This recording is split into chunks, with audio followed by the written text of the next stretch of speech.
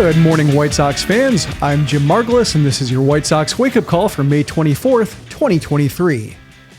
The White Sox have endured a veritable boatload of frustration this season, but the Cleveland Guardians aren't far behind. They entered the series 20-26, 4.5 games back of the Twins, and whenever it looks like they've taken a step forward, it tends to be immediately negated by a step back, if not two of them. I mention this because the 7th inning on Tuesday night was one of those steps back. The White Sox turned a 2-1 deficit into a 4-2 lead they'd hold the rest of the way, but the reversal of the game state was more defined by what the Guardians did wrong. Cleveland led 2-1 entering the inning, and Logan Allen was cruising. Outside of a Yasmani Grandal solo shot in the 5th inning, he'd suffered no damage, and he'd barely broken a sweat. He had just 65 pitches to his name through 6, and he'd thrown no more than 13 pitches in any one inning. Then he threw 20 pitches in the 7th, and without retiring any of the 5 batters he faced. In his defense, 2 plays weren't made behind him. Ahmed Rosario made a nice diving stop on Andrew Vaughn's hot shot to the left side, but he dropped the exchange and couldn't make the throw.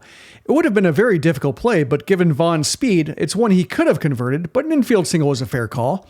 Andrew Benintendi followed by roping a plate-splitting slider to right for a double that put runners on second and third. Up came Grandal, who worked the count to 2-2 before hitting a weak chopper to the left side. The Guardians had the corners pinched in, and Jose Ramirez fielded the bouncer. While his momentum was carrying him towards first base, he probably had enough time for an imperfect throw home on Vaughn, who was running on contact. Ramirez rushed his actions, however, and he boxed the ball to the turf, so much so that even Grandal was able to reach. Vaughn scored to tie the game at 2, with still nobody out. Clint Frazier then came to the plate after a mound visit and coaxed a 7-pitch walk to load the bases for Romy Gonzalez. This seemed like a time for Terry Francona to lift his rookie starter, because even if he didn't think it was absolutely necessary for Gonzalez, the top of the White Sox order followed with 2 more righties, so he may as well get a head start on the matchups. But Francona left Allen in, and Gonzalez exposed the mistake in 1 pitch. He rifled a 2-run double to the left field corner to make it a 4-2 game, and compounding the frustration in the other dugout, when Francona lifted Allen for a right-handed reliever, Eniel De Los Santos struck out Tim Anderson, Jake Berger, and Luis Robert Jr. to stop the bleeding. The White Sox were happy to take advantage of the mistakes. Keenan Middleton, Joe Kelly, and Kendall Graveman kept the Guardians off the board the rest of the way, and now the series is even. Dylan Cease benefited from the well-timed outburst. The Guardians regained the lead on his watch, with Josh Naylor doubling home Rosario after a leadoff walk in the 6th inning. It could have been worse, but Gonzalez made a head-up play to get Ramirez on a grounder that deflected off Vaughn before Naylor's double, and a review couldn't provide the conclusive shot to overturn it. Otherwise, Cease was almost as efficient as Allen. Aside from Will Brennan's solo shot in the 3rd, Cease more or less pitched to contact, and the contact didn't hurt him. He completed 6 innings on just 88 pitches, partially because he struck out only 3 batters.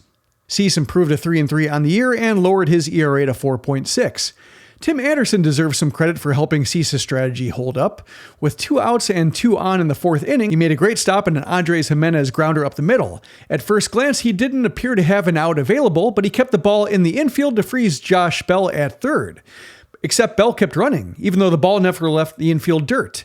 Anderson rose to his feet and calmly fired home, leaving Bell to try sliding to the backstop to avoid Grandal's tag. The replay on Cleveland's broadcast showed third base coach Mike Sarabal waving Bell home, so you could chalk that up as yet another mistake by the Guardians, but it was also a legitimately great play by Anderson, who maybe got a little revenge on Cleveland radio guy Tom Hamilton in the process. White Sox highlights were few and far between otherwise, and Jake Berger had a miserable game by striking out in all 5 of his plate appearances, but they still did enough to get the win. They also weathered a couple of injury scares in the 8th inning. Joe Kelly needed a visit from the trainer after fielding a nubber in front of the mound for the 2nd out, and then Robert tweaked his hip, slipping while collecting a big carom off the right field wall. Gonzalez ended up playing center to close it out, and that's how we learned that Hanser Alberto was healthy enough to take the field after his shoulder scare. Pedro Grifol said after the game that Kelly is fine and Robert should be fine, even if he needs to take today off. Speaking of which, the White Sox and Guardians will play the rubber match at 12:10 p.m. Central on NBC Sports Chicago. It's Michael Kopech against Cal Quantrill, and Kopech will hope to show that he can reproduce the form he showed against Kansas City, this time on regular rest. Quantrill seems to have overcome his rough April, as he has a 2.77 ERA in May. He's only struck out 14 batters over 26 innings, though, so the White Sox should have a chance to make some loud contact. In other injury news, Liam Hendriks will throw his next bullpen session with the White Sox on Friday in Detroit, and Eloy Jimenez is heading to Birmingham to start his rehab stint after his appendectomy a few weeks ago. The Barons could really use the boost, and you'll hear why shortly. Down on the farm, Charlotte beat the Jumbo Shrimp in Jacksonville 9-5. Lenin Sosa and Carlos Perez were both 1 for 5 with a double. Oscar Colas went 0 for 4 with a walk, and Zach Remillard reached base 3 times, including his 4th homer. The Birmingham Barons dropped the opener to the Tennessee Smokies 7-5, so now they've lost 14 of 16. Jose Rodriguez homered for the 3rd time in 2 games, and Alexander Womack also went deep, so there's that. The Winston-Salem Dash have now lost 6 straight after losing to the Brooklyn Cyclones 7-3 in New York. Jared Kelly labored through 3 innings, and the Dash were limited to 3 hits while striking out 13 times. Lloyd Olshapelli was the lone bright spot, walking 3 times and stealing 2 bases. But let's wrap this up with some good news. Kannapolis beat Augusta 6-1, and this one featured the return of Bryan Ramos. Said return had been around the corner for several weeks as he rehabbed from a groin strain, but he's back on the field and went 1 for 5 in his 2023 debut. Around the league, it was another banner day for the AL Central. The Twins blew a 3-0 lead over the course of the 6th and 7th innings in a 4-3 loss to San Francisco, while the Tigers were kept in check by the Royals in KC's 4-1 victory. The Twins remain in first place despite their 3rd straight loss, but they're just 25-24, a mere 5.5 games ahead of the 4th place White Sox. In better baseball, it was a wild night in the AL East. The Yankees won their 5th straight as Aaron Judge tied it with a homer in the 9th, and Anthony Volpe walked it off in the 10th for a 6-5 victory over the Orioles.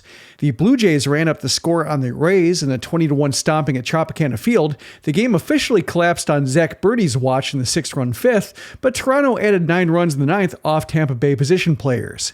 The Cubs beat the Mets 7-2 as Christopher Morel homered for the 5th straight game, giving him 9 in 12 games this season. That allowed the Cubs to preserve their half-game edge on the Cardinals, who continued their climb towards 500 with an 8-5 victory over Cincinnati. In a battle of first-place teams, Bobby Miller pitched 5 innings of 1-run ball in his MLB debut to lead the Dodgers to an 8-1 win over the Braves in Atlanta. And in the AL West, the Rangers won their 30th game of the season 8-1 over the Pirates behind a complete game victory by Nate Eovaldi, while the Athletics lost their 40th game to the season to the Mariners 3-2. Oakland is now 10-40, and it's the 2nd worst first 50 games in baseball history behind the 1904 Washington Senators, who went 9-41. That'll do it for this edition of the White Sox Wake Up Call. Visit SoxMachine.com to talk about the game, the night on the farm, and before first pitch in Cleveland, some reservations I have about adding Jake Burger to the top of the order. If you are new to the Sox Machine podcast, you can subscribe to it wherever podcasts are found. I'd also recommend subscribing to our YouTube page at youtube.com/SoxMachine, where you can get notifications when Josh and I are streaming live. If you like what you hear and want to support what we do, you can do so at patreon.com/SoxMachine. Supporters get an ad-free version of the site and show with bonus content, including a P.O. Sox mailbag coming in Rick Hahn's favorite timetable, the not-too-distant future. Plans start at $2 a month. Thanks for listening to the Sox Machine podcast. For SoxMachine.com, I'm Jim Margulis.